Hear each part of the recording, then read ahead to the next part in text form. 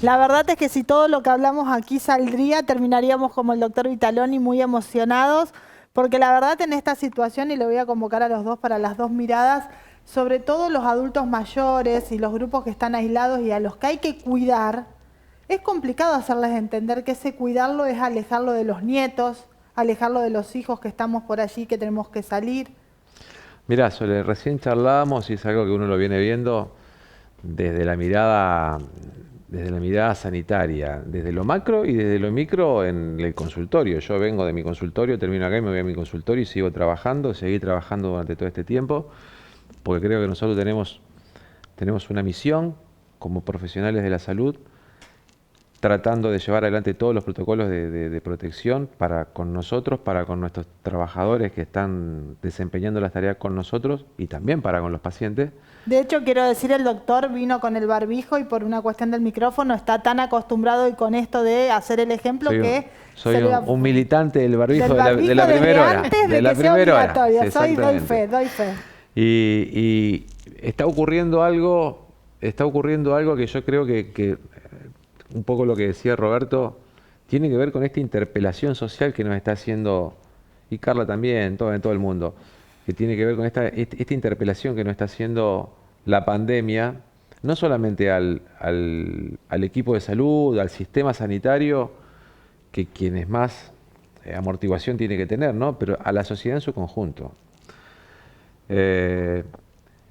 Están ocurriendo cosas que al principio del fenómeno de aislamiento se tomaban de una manera y hoy, casi 2 meses después, está afectando de otra forma a las personas. Fundamentalmente a las personas con mayor vulnerabilidad, obviamente, la cuestión del adulto mayor y la vinculación que tiene a través de sus familiares, no solamente los nietos, los hijos. O sea, las relaciones que tienen o los lazos que tienen establecidos entre ellos mismos, sus rutinas de todos los días, sus ritmos totalmente alterados en esto de mantenerse cuidados y encerrados, están generando un trasfondo emocional muy complejo y que hoy por hoy nos obliga desde el punto de vista del proceso de cómo afrontar esto del COVID, cómo afrontar lo social, porque creo que hay una clave. Argentina ha encontrado una clave en esto, que es ir modulando el fenómeno de distanciamiento social, y esa modulación a través de las diferentes medidas que los gobiernos, tanto nacional, provincial o local, han ido llevando adelante, insisto, creo que muy acertadamente, en los momentos que se han tomado las medidas y la forma con que se han llevado adelante, y fundamentalmente cómo la sociedad en su conjunto se ha plegado a estas medidas, cómo seguir administrando estas medidas, cómo hacer que continúe esto que ha sido un bien que protegió la salud de las personas, que protegió la integridad física, que ha hecho que tengamos pocos contagiados, que ha hecho que tengamos pocos fallecidos.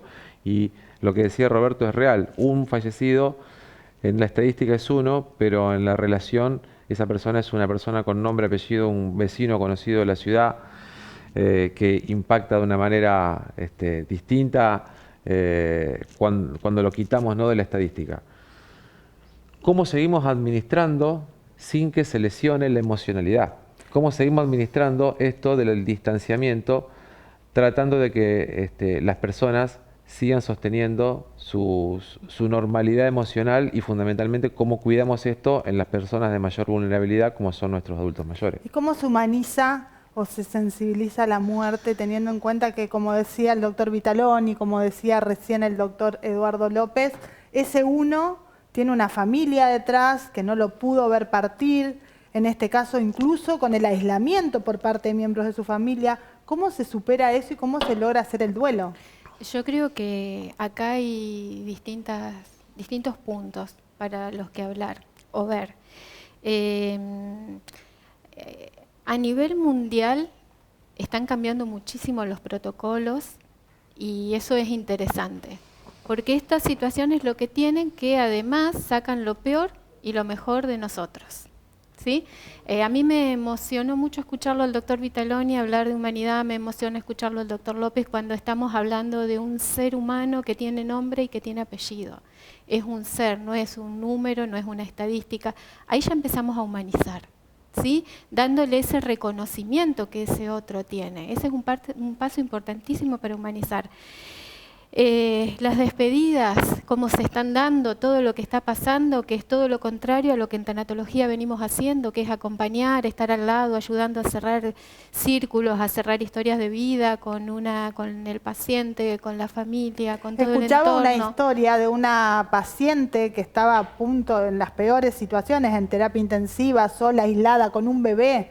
Una paciente joven que dijo que en ese momento su ángel fue un enfermero, porque llega un momento cuando hay mucha gente, no podés ser tan humano porque tenés que atender a gente cuando colapsan los sistemas de salud. Y ella decía que esos pequeños minutos con esa enfermera era lo que le dio conexión con la vida. Por eso nosotras estamos trabajando en una guía, que ya la tenemos terminada, en realidad es una guía de acompañamiento y asistencia a enfermos COVID, que tienen que ver con eso, tomamos como referencia toda la realidad española, que tuvieron que actuar como pudieron por la misma sorpresa, pero que hoy, siguiendo esos mismos profesionales, van contando lo que hicieron mal, lo que le hubiera gustado hacer, cómo encararlo. Entonces, a través de eso empezamos a hacer un trabajo muy minucioso de cómo llevar adelante esto, para que no ocurra justamente todo esto que vos estás diciendo, porque no hay nada más inhumano que un familiar que fallece no se me permita despedirme, no se me permita verlo. Incluso está falleciendo gente que no es COVID y tampoco se les permite la despedida, no hay velorio, no hay que todos esos rituales, todo lo que se vaya generando, no es al azar, tiene un objetivo y una fuerza. Poder ver a la persona fallecida, los psicólogos lo van a decir mejor que yo, es la prueba que yo necesito para empezar ahí a generar el duelo. No quiero decir una cosita solo en relación a lo que decías del enfermero como sostenedor de la emocionalidad en esa persona.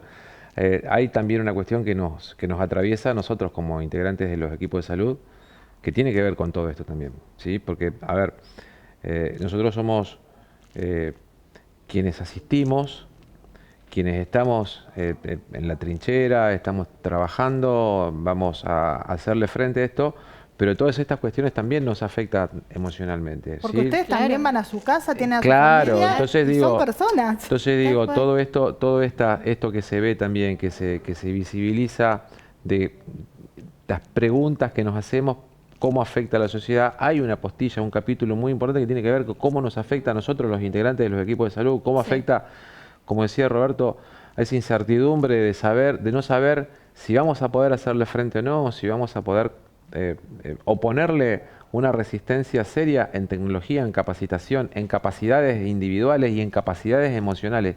Y eso genera también en el equipo de salud un nivel de incertidumbre, de ansiedad. Yo sé de personas de la ciudad que están trabajando en diferentes espacios sanitarios de la ciudad, que tienen trastornos con el sueño, Sí, que no duermen, que no duermen bien, que no descansan, que están con niveles de ansiedad importantes, que tienen dificultades hoy por hoy. Se preguntan mucho qué va a pasar si se enferman con su familia. O sea, tiene todo un componente, tiene todo un capítulo. Como decía Jackie, hoy el mundo está avanzando con algunas cuestiones que tienen que ver con los conocimientos, pero que a nosotros también nos están atravesando y nos están interpelando fuertemente. Antes de seguir, tenemos a la secretaria de Salud de la provincia de Santa Fe, Sonia Martorano, a quien le agradecemos por estos minutos. Vamos a ir y venir porque también desde el otro estudio van a querer hacerle preguntas, el doctor Vitaloni, también allí Carla Navarro y Pedro Ullman, pero la saludamos a Sonia Martorano, creo que ya estamos en condiciones. Sonia, gracias por sumarse a este programa especial de COVID-19. ¿Cómo está? Sonia, ¿me escucha? Buenas tardes. Hola, ¿cómo están? Ahí escucho perfectamente. ¿Cómo están? Buenas tardes. Un saludo a todos los rafaelinos. Un verdadero gusto y un honor que nos convoquen para esta charla y para este programa que están haciendo sobre un tema que, como dijiste inicialmente, y me gustó la palabra, nos está atravesando medularmente a todos, no solo como ciudadanos, sino como sociedad. Nos interpela desde ese punto en todos los sentidos. Aquí estaba recién, sí, estaba el doctor López, estaba el doctor Vitaloni, que viene trabajando como coordinador de epidemiología, tenemos a Jackie Granero, que es tanatóloga, una psicóloga, y todos hablan de lo mismo, de cuánto a cada uno, desde el lugar que está, lo afecta, pero a la gente que trabaja en salud, también las preguntas que le genera todo esto.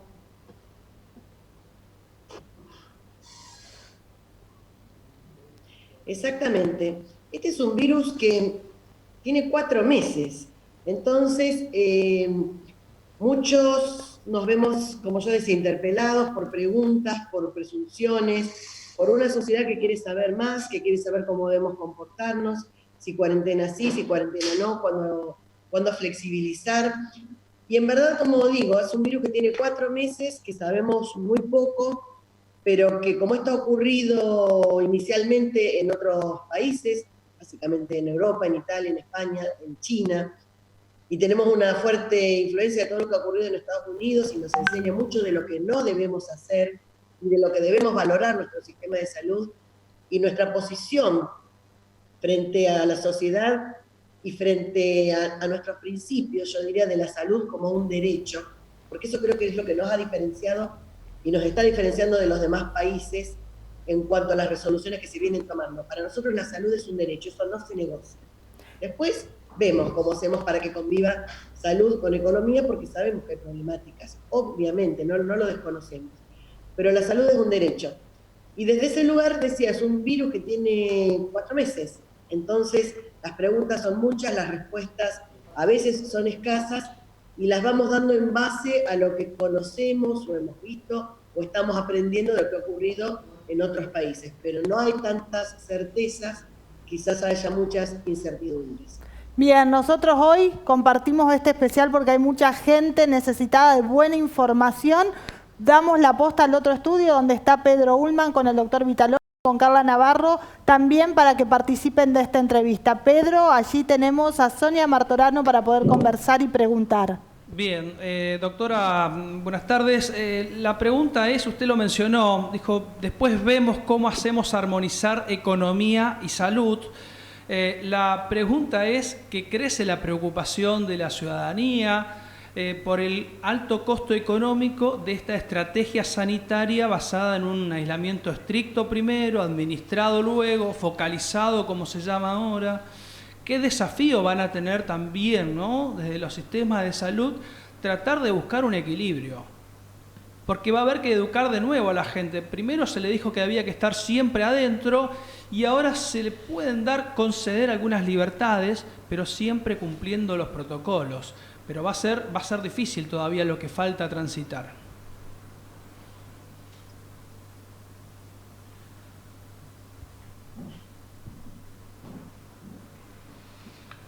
Bien, la pregunta es, Sonia, ¿cómo van a ser ustedes los ministros? Te voy a contestar. Yo creo que la vida como la conocimos hace 3 meses ha cambiado y va a cambiar por un tiempo largo. No te quiero decir un periodo, pero la vida como la conocimos va a cambiar. Las costumbres como las conocimos van a cambiar, por lo menos por los próximos 18 meses seguramente. ¿Por qué digo esa fecha? Seguramente hasta que tengamos una vacuna que nos permita estar inmunizados. Creo que nos va a dejar muchas enseñanzas en base a que, si ustedes prestan atención, los chicos son los que más fácilmente se han adaptado. Hablan de cuarentena, hablan de cuidados, hablan de coronavirus, y ellos tienen mucho más claro la problemática que estamos atravesando, porque quizás como son pequeños y se lo enseñamos, pueden adaptarse más fácilmente. Quizás a nosotros, los adultos, nos cuesta mucho más porque, especialmente los argentinos, tenemos, vamos a algo sencillo, el tema de compartir un mate. Es algo difícil, y como eso son tantas cosas que vamos a tener que cambiar por un periodo muy largo. ¿Cómo convivir con esto? Y bueno, vamos a tener que aprender. ¿Cómo flexibilizar? Que es una palabra que no me gusta, porque en verdad la cuarentena está, va a seguir un tiempo más. Lo que vamos a ir haciendo, como vos decías, es ir controlando. ¿Y cómo lo controlamos? Tiene que ver con situación epidemiológica. Cuando tengamos zonas y regiones, lo dijo el presidente, que tengan más de 15 días, que tarden en duplicar los casos, 15 días o más, bueno, uno puede ir tomando diferentes acciones.